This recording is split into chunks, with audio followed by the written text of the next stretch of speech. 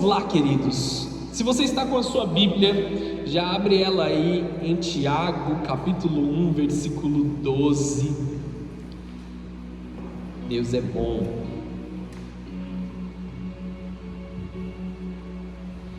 Glória a Deus, glória a Deus. Tiago, capítulo 1, versículo 12, a gente vai ler só esse versículo e começamos a palavra desta noite.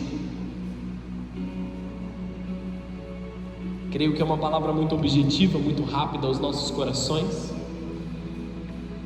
E Deus vai falar conosco poderosamente nesta noite. O texto diz assim: feliz é aquele, vou falar de novo só para enfatizar aqui. Feliz é aquele que suporta com paciência as provações e tentações, porque depois receberá a coroa da vida que Deus prometeu àqueles que o amam. Amém? Feche os teus olhos, abaixa a sua cabeça. Vamos fazer mais uma oração. Senhor Jesus, nós compreendemos a Tua palavra aqui nesse momento, mas por muitas vezes, Senhor, é difícil nós, como seres humanos, carnais, encontrarmos alegria nas provações, Senhor. A nossa carnalidade fala mais alto, os nossos sentimentos, a nossa necessidade de resolver situações imediatamente fala mais alto muitas vezes, Senhor. Então o que eu te peço nessa noite é que o Senhor aquiete a nossa ansiedade, aquiete, Senhor, aquelas vozes da nossa alma, as vozes do nosso eu, as vozes do achismo, as vozes das dúvidas, que nos fazem distanciar da alegria que está na Tua presença, em passarmos por provações, em passarmos por testes, em passarmos por momentos difíceis, e que nessa noite nós possamos contemplar a Tua face, Senhor, a ponto de entendermos a Tua grandeza, entendermos a Tua glória. Espírito Santo de Deus, fala com cada filho Teu aqui nessa noite, para que nós possamos suportar com paciência todas as provações e representarmos, Deus, aquilo que a Tua palavra nos diz sobre perseverança. Que sejamos cristãos perseverantes na Tua presença, que sejamos cristãos, Senhor, que realmente demonstram a Tua palavra, a Tua glória saindo de dentro de nós, que quando nós formos espremidos, que saia de dentro de nós Cristo e Cristo somente, Senhor, e não nada da sujeira do mundo, não nada, Senhor, da nossa carnalidade, mas somente a Tua presença.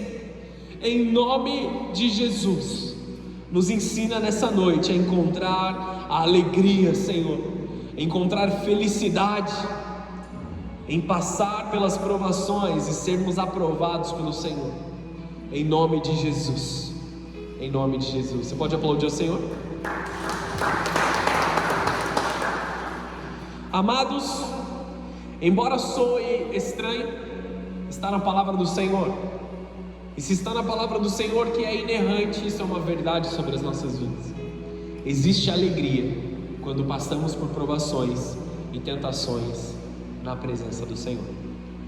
Eu e vocês sabemos o que é passar por uma tentação fora da presença do Senhor, amém? Você já esteve lá, eu já estive lá. Nós já passamos por tentações em que houve pouquíssima, se não nenhuma resistência. Nós fomos tentados pelas trevas e nós já nos jogamos diretamente nas trevas. Eu estou lendo um livro que se chama Cartas de um Diabo ao Seu Aprendiz. Por mais que o nome seja bem esquisito, ele foi escrito por C.S. Lewis, o mesmo autor de As Crônicas de Nárnia e o Evangelho Puro e Simples, um grande escritor do início dos anos 20, e agora eu me esqueci, não vou lembrar. Um grande escritor, escreveu mais de 30 livros, e ele faz uma sátira com esse livro, como se fosse um demonião aconselhando o seu sobrinho, que é um demônio em treinamento. E aí ele escreve cartas para ele, dizendo assim: o homem que você está tentando, ele foi para a igreja, mas não se preocupe, porque esses que foram para a igreja, nas suas primeiras semanas, eles podem cair muito rapidamente se você aplicar as devidas tentações sobre a vida dele. Ele é muito evangelístico esse livro, porque nos mostra como nós passamos pelas tentações, de uma forma satírica e de uma forma em brincadeira ali. Tenta revelar as artimanhas das trevas para que nós não ignoremos as artimanhas das trevas e sejamos sábios contra essas coisas. Quando você começa a rir das tentações que você mesmo é pego, e você começa a rir das coisas ali que ele coloca, você aprende mais. E uma das coisas que chamou muito a minha atenção foi sobre isso, sobre aqueles que estão começando a frequentar a casa do Senhor, e eles se tornam ali um tanto quanto intolerantes às outras pessoas, o que nós chamamos de crente chato. Amém? Quem aqui já passou por essa fase? Levanta a mão aí, vai. Eu passei por ela várias vezes. A gente se converte e a gente acha que agora a gente sabe tudo. Eu sou o crentão, eu sou o melhor de todos os crentes. Quando o texto escreve por justificados pela fé, ele está falando de mim. Eu sou justificado demais até. E a gente passa por esse momento, e nós começamos a julgar que nós somos melhores do que os outros, e nós passamos por aquele período de sermos ali inconvenientes em momentos que nós estamos passando. E nas nossas interações com as pessoas, nós julgamos saber mais e julgamos pensar que eles precisam se converter muito mais do que ter as suas necessidades atendidas. Então nós passamos a encontrar confrontos com as pessoas porque não compartilham da mesma fé. Até que vocês estão entendendo? Vocês já vão entender onde eu quero chegar com isso. Sem compreender que estas pessoas são tão necessitadas das necessidades básicas quanto nós. Passam pelas mesmas tentações que nós passamos, passam pelas mesmas dificuldades que nós passamos.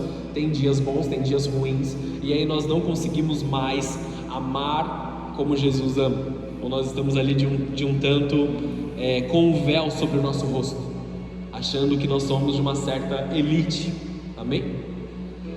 Nós estamos aqui, amados, e nós aprendemos daquele que é o maior dos servos. Nós aprendemos daquele que serviu os seus discípulos, os seus apóstolos.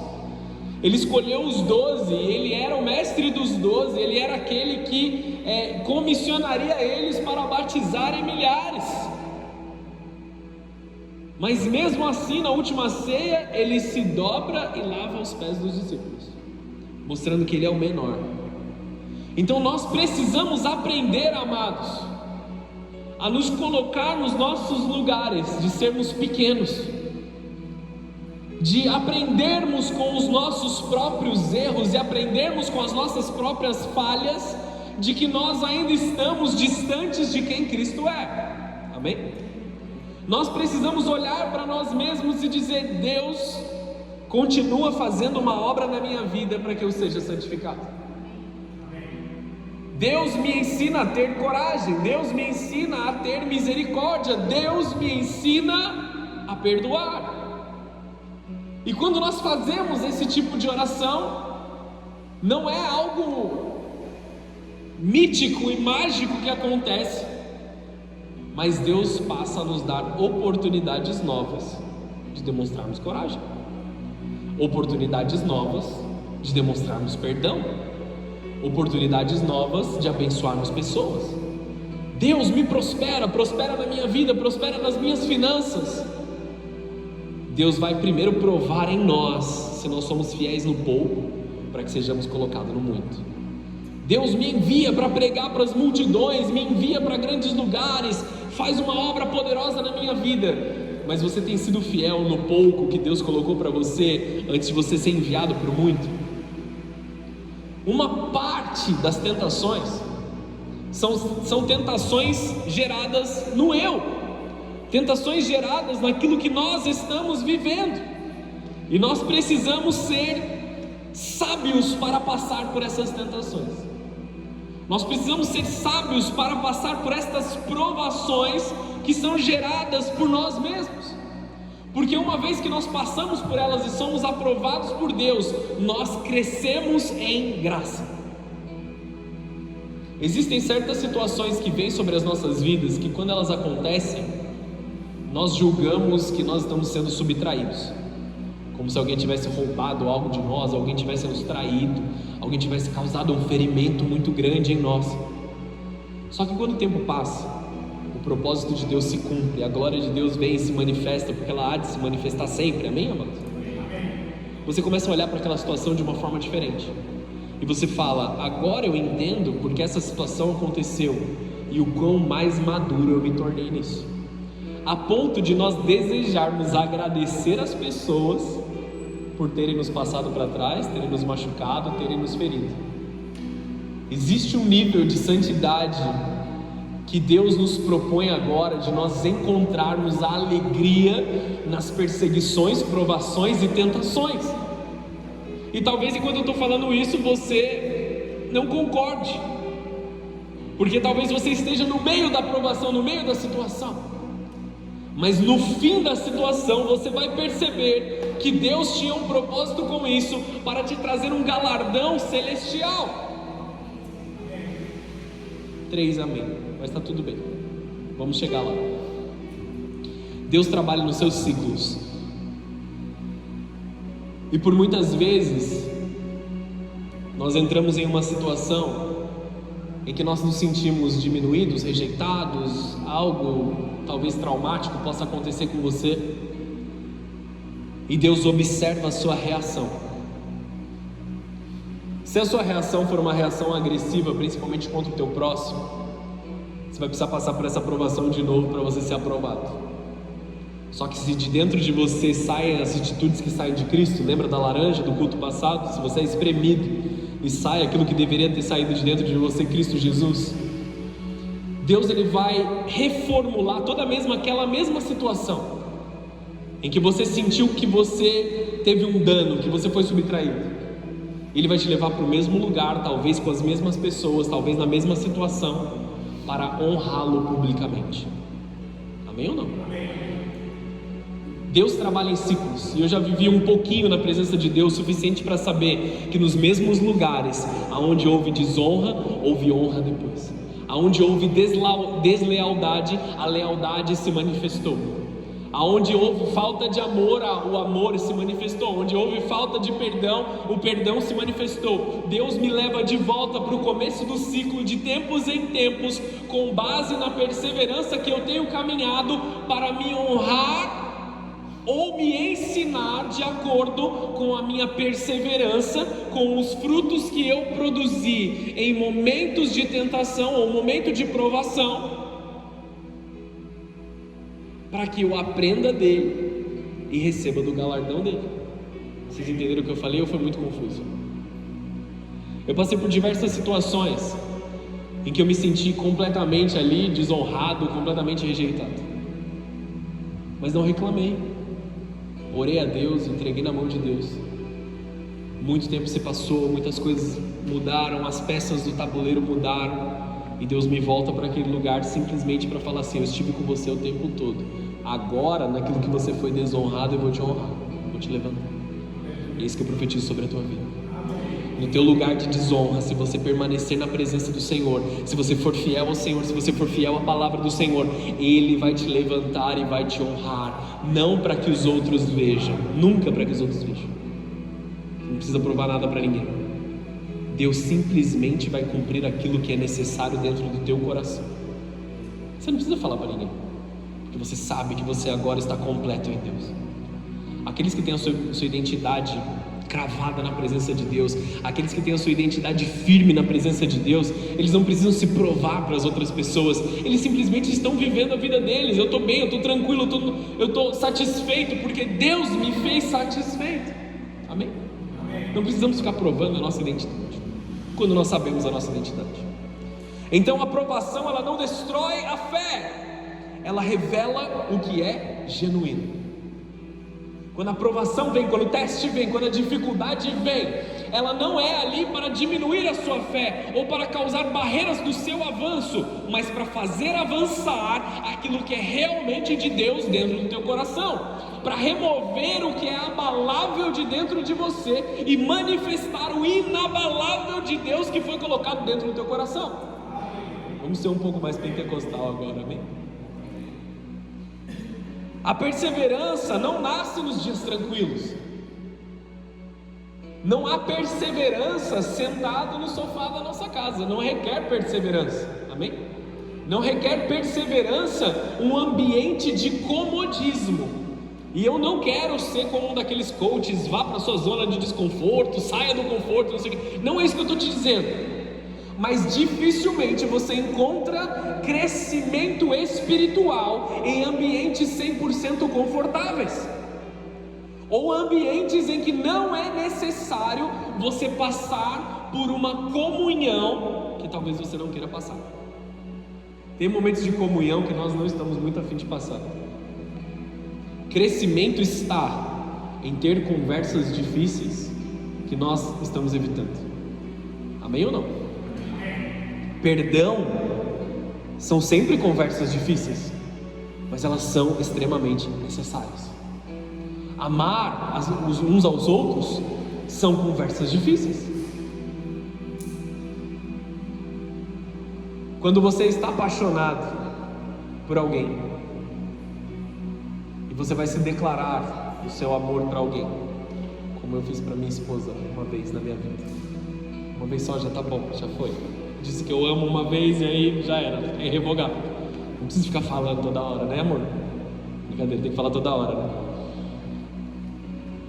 Quando você vai ter essa conversa difícil, você não sabe o que vai acontecer. Você não sabe como ela vai reagir, você não sabe qual vai ser o que vai sair daquela conversa. Então a ansiedade vem, as vozes, as coisas começam a vir sobre a tua cabeça. E se você parar por causa daquela provação, por causa daquelas muralhas que elas aparentemente estão diante de você, talvez você perca o melhor momento da tua vida. Amém ou não? Eu estou com medo de fazer uma entrevista de emprego porque eu não tenho certeza se sou qualificado ou não. Vai e faz, se você não for qualificado eles vão te falar. Amém? Só que você nunca vai saber se você é qualificado se você não passar por aquilo.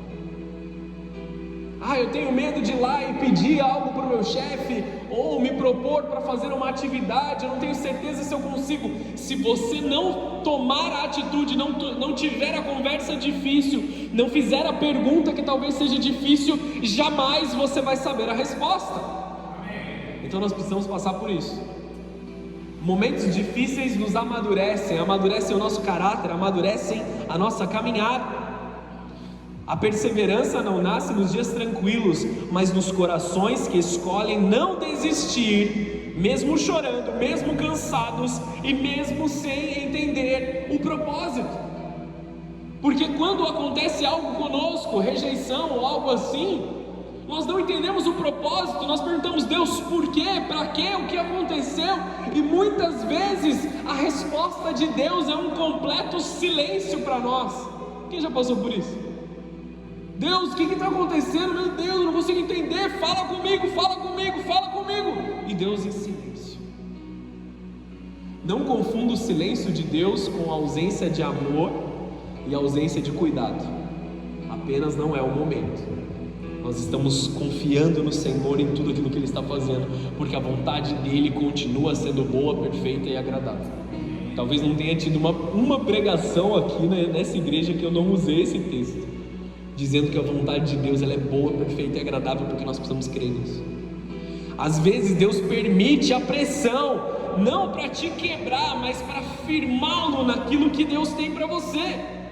E quando tudo estiver parecendo pesado demais, lembre-se que você está sendo moldado, e a vontade de Deus é que vai prevalecer. A vontade de Deus tem que prevalecer. Sempre existe propósito por trás que nós precisamos nos apegar e crer. O problema, amados, é quando nós cedemos às tentações e nós vamos para um lugar de pecado. Nós vamos ali, nós nos entregamos para o pecado, nós nos entregamos para as nossas falhas, nós nos entregamos para o nosso medo, e aí nós entramos em ciclos de destruição.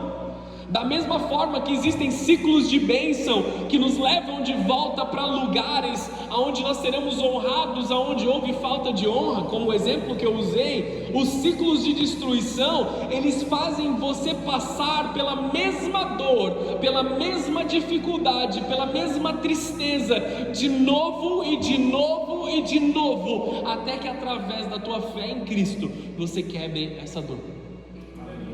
Eu não sei se você já teve essa experiência, essa infeliz experiência de você sentir que você começou do zero a sua caminhada, que você soltou das mãos de Jesus, tomou posse ali de novo da sua vida, arrebentou com ela de novo e você teve que recomeçar com Jesus. É um sentimento horrível, amados. É um sentimento de desagradar o Pai, é um sentimento de entristecer aquele que somente nos ama, aquele que morreu por nós. E aí nós entendemos quando o apóstolo Pedro, ele diz que nós estamos crucificando novamente Cristo, com os nossos pecados, com os nossos erros, com as nossas falhas. Não existe hipocrisia naquele pecador que volta para a igreja pedindo perdão, porque o perdão de Jesus, ele está aberto para todos nós, mas que em nós exista verdadeiramente uma vontade de perseverar na presença de Deus, porque eu declaro para a tua vida nesta noite regeneração, não somente uma restauração das coisas, mas uma regeneração da tua alma, do teu espírito, para que você viva a nova vida proposta em Deus. Nós estamos falando de uma restauração completa, ou seja, devolver ao estado anterior, devolver ao estado que Deus planejou, ao propósito inicial. Quando a palavra de Deus diz que pelo sangue de Jesus nós fomos justificados, o que isso quer dizer é que nós voltamos para o propósito inicial de Deus, ou seja, como uma criança que não tem seus pecados.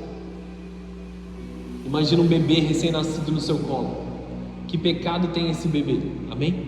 É limpo, ele tem a sua vida toda pela frente. Quando Deus nos restaura, nós voltamos para esse ponto, em que não há pecado, apenas propósito, apenas futuro, apenas saúde, vida. Tudo está disponível para nós ali naquele momento. Isso é a justificação de Deus. Mesmo que nós tenhamos uma ficha criminal, Deus pega essa ficha criminal, rasga ela, lança no mar do esquecimento, e Ele não se lembra mais dos nossos erros. Isso é ser justificado. Essa é a restauração que está sobre as nossas vidas. Não importa o quão mal, quão vil você tenha sido no mundo, Deus quer te restaurar. E Deus quer te regenerar, Ele quer criar algo novo, Ele quer mudar a essência, Ele quer tirar essa inclinação da carne que nós temos e fazer com que nós nos inclinemos para o Espírito. Então que as nossas preferências sejam as preferências do Espírito Santo e não daquilo que o nosso umbigo está desejando nesse momento. Ele quer causar uma regeneração espiritual na sua igreja. Deus não quer apenas remendar áreas feridas, mas gerar uma vida nova sobre você, uma vida mais fortalecida, uma vida arraigada na palavra de Deus, pés firmes na rocha. Ele te tira de um charco de lodo e Ele te coloca firme na presença dEle. Esta é a perseverança proposta quando passamos pela tribulação. Assim como um atleta, do qual o vosso pastor se enquadra. Obrigado, amor, por crer em mim. A primeira a dar risada foi a minha esposa. Forte como eu, rato de academia. Quando você vai para a academia e você treina, sou muito familiar com esse tipo de assunto. Você causa pequenas fissuras no seu músculo, e essas fissuras são regeneradas, então o seu músculo ele cresce. Seu corpo se prepara para um próximo treino, para uma próxima fadiga. Também expliquei direito, professor? O cara foi confundido na rua como professor de academia. Você está bem? Quando nós passamos por esforços espirituais, acontece exatamente a mesma coisa. Os nossos músculos espirituais, entre aspas, eles se hipertrofiam, eles crescem. Então você passa por dificuldades, você passa por dores. Isso causa fissuras em você, causa ali umas situações na sua fé.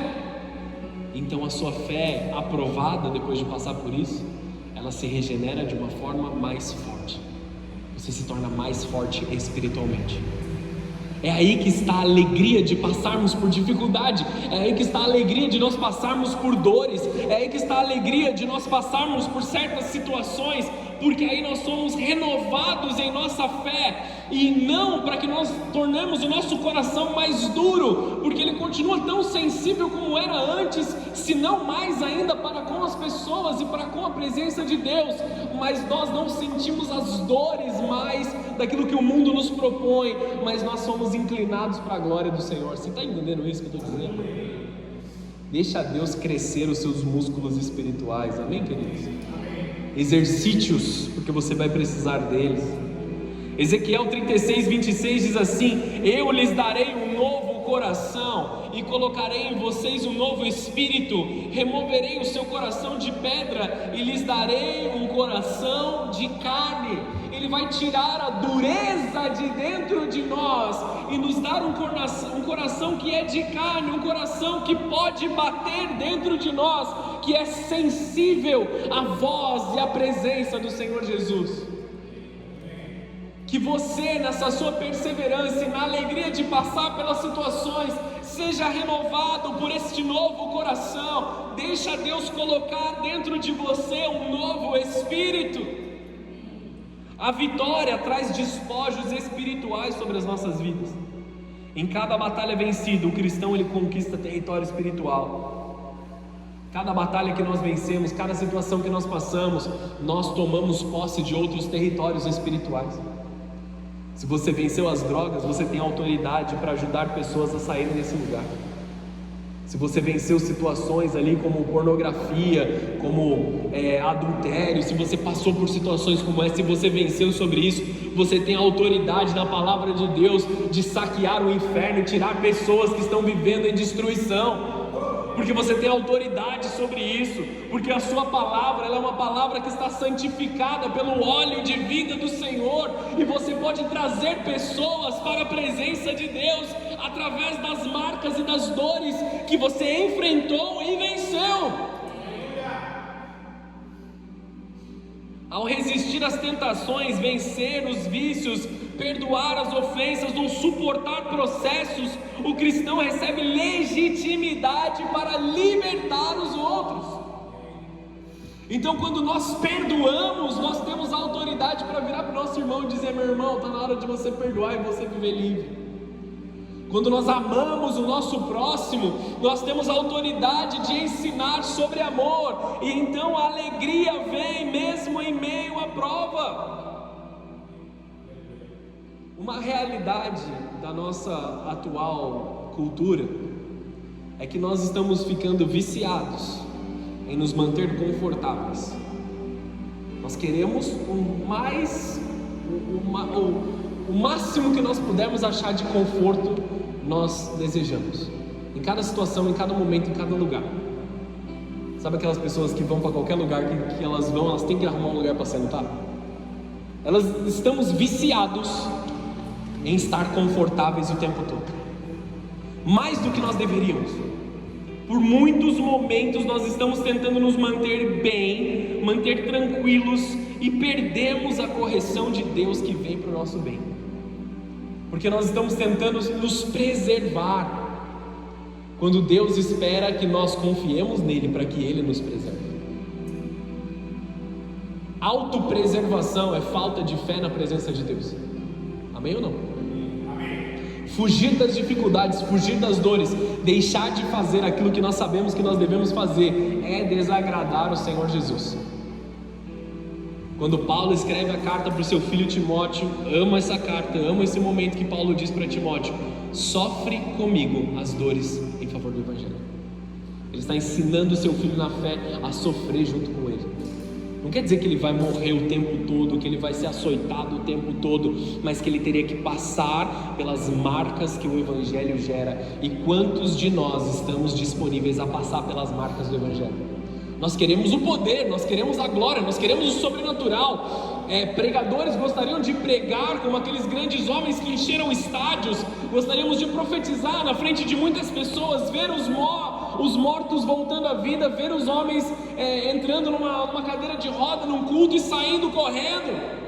Amados, todos nós desejamos isso, mas quantos de nós queremos viver verdadeiramente as marcas do Evangelho em nós? Quantos de nós estamos ali pedindo perdão para Deus, nos submetendo à vontade dEle no que é pouco, para que sejamos colocados no muito? A gente não vai começar no muito se nós não estivermos arraigados no pouco. Deus olha para nós a todo tempo, estejamos nós na igreja ou não, amados. 1 Pedro capítulo 2, versículo 20. Abre aí na sua Bíblia, rapidamente.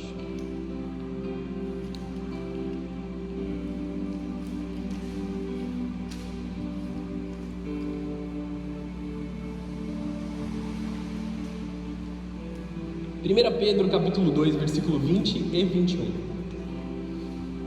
Eu me surpreendi que Pedro e Tiago, eles tratam nas suas epístolas bastante sobre esse assunto, de nós suportarmos e sermos perseverantes nas nossas dores, nas nossas dificuldades, e que há um galardão sobre isso.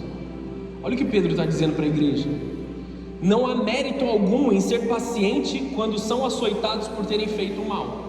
Está falando para escravos aqui, para homens que estão sendo corrigidos porque fizeram coisa errada.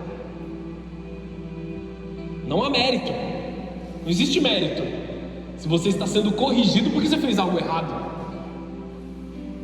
Mas se sofrerem por terem feito o bem e suportam com paciência, Deus se agrada de vocês, porque Deus os chamou para fazerem o bem, mesmo que isso resulte em sofrimento. Pois Cristo sofreu por vocês, Ele é o seu exemplo, sigam os seus passos. E aí muitos de nós pensamos: isso vai me custar muito caro, isso vai tirar a minha paz, isso vai tirar o meu sossego, isso vai tirar a minha tranquilidade, talvez doa, talvez me canse mais do que eu estou disposto a me cansar. Mas amados, lembrem-se que Cristo, Ele não se entregou em partes, Ele se entrega por inteiro no madeiro, Ele se deu por completo. Ele é o nosso maior exemplo, e Ele recebe o galardão do sacrifício que Ele fez, a comunhão com os seus filhos. Este é o galardão, e Jesus recebeu ele 100%. Nós também somos dignos deste galardão, da presença do Senhor Jesus. Simplesmente estejamos disponíveis a sofrer em favor do Evangelho. Infelizmente essa é uma palavra que não é muito pregada ultimamente. Talvez não seja a palavra que mais venda livros ou mais encha as igrejas. Só que esse é o Evangelho verdadeiro, amados. Quando nós encontramos prazer em abrir mão de nós mesmos, em morrermos mais um pouco para que Cristo seja formado em nós, então nós somos dignos ali, nós entramos debaixo do favor de Deus, da graça de Deus e do galardão de Deus. Porque muitos de nós, amados, se vivermos verdadeiramente o Evangelho, se caminharmos segundo aquilo que a palavra de Deus diz para nós, nós seremos perseguidos. Nós seremos ali, vão mentir sobre nós, vão enganar os outros contra nós. E aí o que Jesus fala sobre aqueles? Vou mandar um raio cair na cabeça dos teus inimigos? Fala assim: bem-aventurados sois vós, quando vos perseguindo e mentindo, fizerem todo o mal contra vós, porque assim fizeram antes com os profetas. Ele encerra o Sermão do Monte com esse raciocínio. Depois você lê na sua casa Mateus 5, versículo 11, 10, 11 e 12 ali, se eu não estou enganando. Bem-aventurados sois vós, quando fizerem o mal contra vocês. Não há mérito algum se nós formos pacientes, sendo açoitados porque fizemos coisas erradas. Mas quando nós estamos sofrendo dores, apertos, porque estamos fazendo o que é correto, aí sim nós estamos entrando debaixo do galardão de Deus. Você já sofreu por fazer o que era correto? Você fala assim: isso aqui verdadeiramente é uma injustiça. porque eu estou correto e mesmo assim estão fazendo algo contra mim. Você já se viu perseguido por fazer a vontade de Deus? É um privilégio, amados, nós podemos ser perseguidos pela vontade do Senhor Jesus. A identidade do verdadeiro cristão, muitos sofrem crises. Será que eu fui chamado? Será que Deus ouve as minhas orações? Será que essa é a vontade de Deus para mim? A verdadeira identidade é revelada na perseverança quanto às batalhas. O cristão raiz é aquele que vive em oração, em jejum, em vigilância, o tempo todo na presença. Ele não apenas conhece a teoria, mas ele tem as cicatrizes de batalha, ele tem as cicatrizes do Evangelho. Eu sigo a Cristo, eu caminho com Jesus. E aí o caminhar com Jesus muitas vezes hoje se resume a comprar uma camiseta com Jesus e andar para a rua, escrito Jesus, eu te amo, tal, sou de Cristo. Essa é a marca que eu tenho, embora eu esteja usando uma camiseta com Jesus, jogando basquete. As marcas, elas têm que ser muito além do que as nossas roupas estão mostrando. As marcas do Evangelho é dentro de nós o irai-vos, mas não pequeis. É dentro de nós, através de um olhar cuidadoso para alguém que está sofrendo, de um olhar misericordioso para alguém que está causando maldade. Estas são as marcas do Evangelho em nós. Quanto te custou seguir a Cristo, meu irmão? O verdadeiro cristão, raiz, ele carrega no corpo as marcas do Evangelho. Ele usa o óleo, ele profetiza, ele intercede de madrugada, ele guerreia pela família, ele guerreia pela igreja, ele ora uns pelos outros, ele é honroso, ele é respeitoso com os seus irmãos, ele trata uns aos outros bem, ele intercede por aqueles que estão com ele ora e jejua pelos pastores dele. Dá uma força aí, amém, amados? Como é o nosso comportamento para com o nosso vizinho?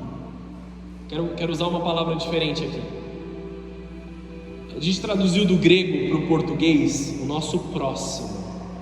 Em inglês eles usam a palavra neighbor, que é vizinho. E eu gostei dessa interpretação, porque não somente um próximo, porque um próximo para nós, embora contraproducente, um próximo é alguém distante.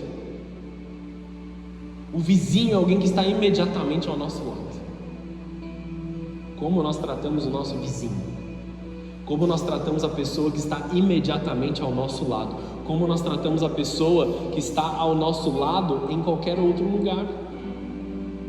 Se você está na sua casa, o teu próximo é aquele que mora na casa aos lados, alguém que está passando na sua rua.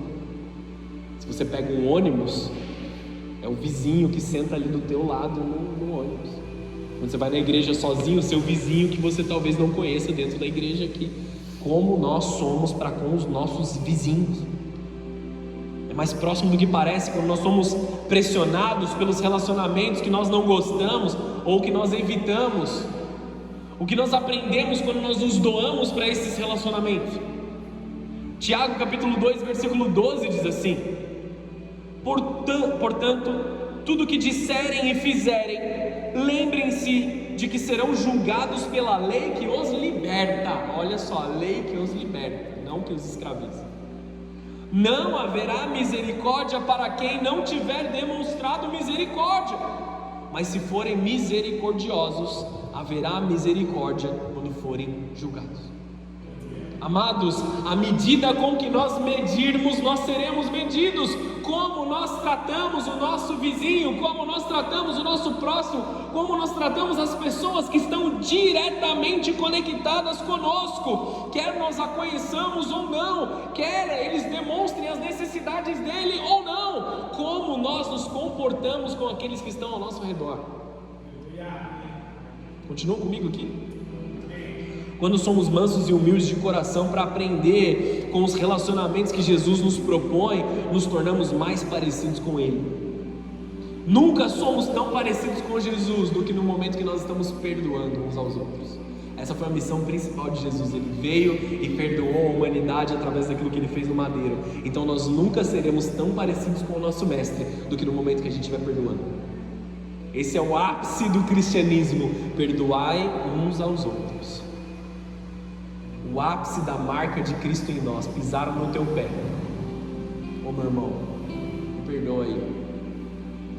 Você está perdoado, vai em paz. O Senhor te acompanha, Deus te abençoe. É nós aprendemos a abençoar aqueles que nos amaldiçoam. É nós aprendemos a usar palavras de graça quando nós somos confrontados com palavras dolorosas, não com sarcasmo, porque às vezes a gente fala com sarcasmo também, e aí a gente está vacilando tanto quanto. Embora a palavra seja bonita, ela foi usada numa entonação completamente maldosa. Como nós tratamos aqueles que estão ao nosso redor? Se não temos vizinhos, como nós vamos mostrar a nossa profissão de fé? Se nós nunca interagimos com as pessoas, como que a gente vai ser sal do mundo? Porque aqui é um grande saleiro e está todo mundo como um sal aqui dentro. Aqui é fácil. Amém? Estou chegando ao fim, tá bom? Não se preocupa não, vai dar certo. Glória a Deus. 1 Pedro 3, versículo 8 e 9. Por fim, tenham todos o mesmo modo de pensar. Sejam cheios de compaixão uns pelos outros. Amem uns aos outros como irmãos. Mostrem misericórdia e humildade. Não retribuam mal por mal, nem insulto com insulto. Ao contrário, retribuam com uma bênção. Foi para isso que vocês foram chamados. A bênção lhes será concedida. Não retribuam o mal com o mal, mas o mal com uma bênção. E o que o final do texto diz? Foi para isso que vocês foram chamados. A bênção lhes será concedida. Quando nós abençoamos, nós somos abençoados pelo Senhor. O contrário é uma verdade também. Quando nós exercemos misericórdia, a misericórdia vem sobre as nossas vidas. Vocês estão me entendendo aqui? Vocês estão acompanhando? A batalha espiritual eleva a nossa autoridade. Assim como Israel no deserto, as lutas elas podem parecer destrutivas, as dificuldades elas podem parecer que elas apareceram para arrebentar com a nossa vida, arrebentar com o nosso casamento, com a nossa casa, com a nossa vida financeira por completo, mas elas nos aperfeiçoam, porque é Deus quem nos protege, é Deus quem nos guarda. Quando a nossa dependência está nele, tudo aquilo que pode vir para te destruir terá que voltar, bater em retirada, para que a glória de Deus nos abrace. Amém ou não? Cada crise é um campo de treinamento espiritual. Quem venceu um vício tem autoridade para orar contra ele, sobre a vida das outras pessoas. Quem perdoou tem autoridade contra o ódio. Quem resistiu à tentação recebeu legitimidade para interceder por outras pessoas. O galardão ele não falha sobre nós. 1 Pedro 5, versículo 6, e eu encerro com esse texto. Abre aí rapidão, vamos lá. Portanto, humilhem-se sobre o grande poder de Deus, e no tempo certo Ele os exaltará. Entreguem-lhe todas as suas ansiedades, pois Ele cuida de vocês. Humilhem-se diante do grande poder de Deus e deixa Ele te exaltar. Tira toda a autossuficiência, tira toda a proteção própria, tira toda a autopreservação, deixa tudo de lado. São roupas que não te servem, são coisas que não fazem bem para você. Tira todo o imediatismo de dentro do teu coração, porque sendo imediatista, amados, nós estamos buscando os nossos próprios prazeres e deixando os prazeres de Deus de lado. Foi Deus quem criou os prazeres. Só que Satanás, as trevas e a carnalidade subvertem os prazeres de forma errada. Deus é quem criou os prazeres. O Éden é o jardim dos prazeres, onde havia tudo de bom e de melhor daquilo que o Senhor, a vontade boa, perfeita e agradável de Deus, estava manifesta lá o tempo todo, para que o homem vivesse nos prazeres de Deus. Esse é o plano original de Deus para nós. Humilhem-se diante do poder de Deus e Ele vos exaltará. Para de seguir os seus próprios prazeres, as suas próprias necessidades. No tempo certo, Ele os exaltará. Existe um galardão, existe um presente de Deus. Ele não falha, Ele não se esquece. Nada passa despercebido dos olhos do Senhor. Ele recebeu todas as suas orações. Ele ouviu todas as suas orações. Ele sabe o que está dentro do teu coração. Ele avalia a sua perseverança. Ele tem um plano para vocês, amados. Aprenda a abraçar o temor de Deus e aprenda a abraçar o tremor de Deus na tua vida também. Que nós tememos a Deus até que não seja desconfortável. Quando o desconforto vem, você fala: não, Deus, espera aí, cara, mas a tua vontade, ela é maior. Se fosse de Deus, eu teria paz no meu coração quanto a essas coisas. Existem certas situações, amados, que nós não sentimos paz inicialmente, mas são propósitos de Deus que nos tiram de algo que está natural para nós. Porque seguir a Deus e fazer a vontade de Deus, abandonar tudo que para você é confortável, ir para um lugar diferente, para uma cidade diferente talvez, ir para uma igreja ali onde você talvez seja confrontado, é assustador a princípio, mas Deus nos enche de um amor, de uma graça para essa estação. Seguir a Deus tem sim as suas renúncias, mas nós sempre renunciamos por algo melhor do que nós conseguimos enxergar. Nada passa despercebido dos olhos do Senhor. Da mesma forma que você confia nele, confie na sua vontade. Saiba que depois da chuva, o céu abre, o sol vem e o sinal da promessa aparece de novo. Quando a chuva passar, e ela vai passar, você vai ver o sinal da promessa lá. Você vai falar assim: Deus, obrigado por eu ter passado por isso. Se eu pudesse voltar lá atrás e agradecer aquele que discordou de mim, aquele que me subtraiu, eu voltaria e faria isso. Não que seja necessário, amém? Muitas vezes não faça isso, porque você vai criar confronto à toa. Mas a glória da segunda casa, ela é de fato maior do que a primeira. Quando Deus reconstrói o templo, é muito mais poderoso. Feche os seus olhos, abaixe a sua cabeça.